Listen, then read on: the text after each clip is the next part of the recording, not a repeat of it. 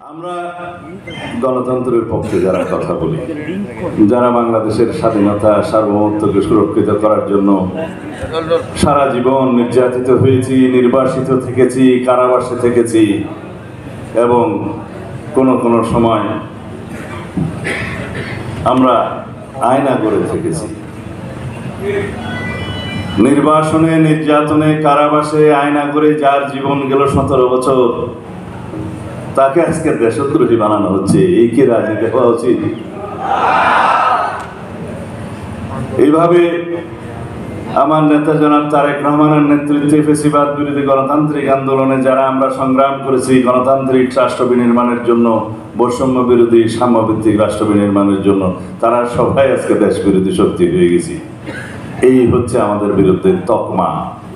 কারা করছে? যারা আমরা নির্বাচন চাই, যারা আমরা গণতান্ত্রিক উত্তরণ ঘটাতে চাই এবং গণতন্ত্রের কথা বলি, নির্বাচনের কথা বলি, গণমানুষের কথা বলি, তারা বাংলাদেশের বিরুদ্ধে হয়ে গিয়েছে কিছু মহলে।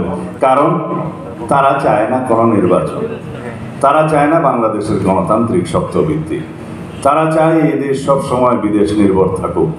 তারা আমাদেরকে দেশদ্রোহী এবং অন্যান্য দেশের এজেন্ট বানাতে তৎপর হয়ে উঠেছে। এমনকি এই পর্যায়ে গিয়েছে যে আমাদের ছেলে সন্তানদের বিরুদ্ধেও তারা এই সমস্ত খুচরা রটনার অংশ বানিয়ে নিয়েছে। বাপের মুখে ছেলের কথা প্রশংসা করা ঠিক মানায় না। আমার বড় ছেলে আজকে আসার সময় বলছে, আব্বু তোমরা কি কিছুই বলবা না, আমাকে এইভাবে ভিকটিম বানাচ্ছে। আমি বললাম, তুমি বিখ্যাত হয়ে যাচ্ছ, তোমার বিরুদ্ধে খুচরা রটনা করে তোমাকে পরিচিত করে দিচ্ছে। বলে আমি সেই পরিচিতি চাই না। আমার ছেলে সৈয়দ ইব্রাহিম আহমদ একটি বিশ্ববিদ্যালয়ে শিক্ষকতা করেন, পিএইচডি করছে।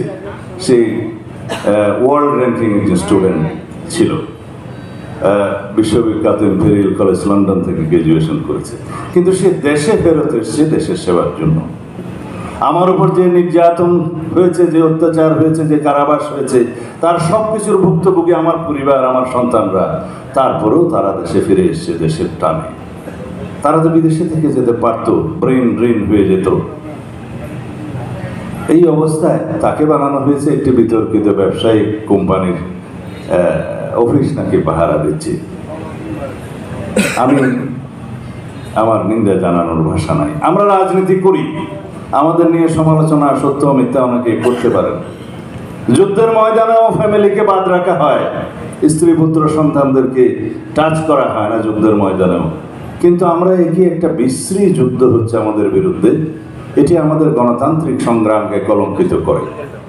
আমরা ইতিমধ্যে ভুলতে বসছি ফ্যাসিবাদী শেখ হাসিনার ফ্যাসিস্ট সরকারের দীর্ঘ নির্যাতনের কাহিনী, গুম, খুন, অপহরণ, হত্যার কাহিনী। আমরা বলতে বসছি কিভাবে অত্যাচার করেছে, কিভাবে নির্যাতন করেছে, কিভাবে গুম করেছে। অনেক শহীদ পরিবার আজও তার স্বজনদেরকে খুঁজে পায় নাই। অনেক গুমের যারা শিকার হয়েছে, সেই মা বোন ভাইয়েরা তার সন্তানের ফিরে আসার জন্য এখনো অপেক্ষা করে। সুমনের মা মায়ের ডাক নিয়ে এখনো প্রতি বছর বিভিন্ন রকমের কর্মসূচি করে সুমনের এখনো পর্যন্ত দেখা নাই। ইলিয়াসের স্ত্রী পুত্র সন্তানরা এখনো পর্যন্ত আশা করে তার বাবা একদিন জীবিত ফিরবে তাদের কাছে। আমরা ভুলতে বসছি অনেক রকমের অত্যাচারের কাহিনী।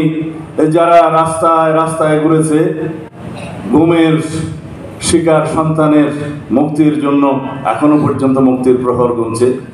5ই আগস্ট যদি বাংলাদেশে সংগঠিত না হতো, আজও জানি না কয়জন আয়না করে পচে লাশ হয়ে যেত।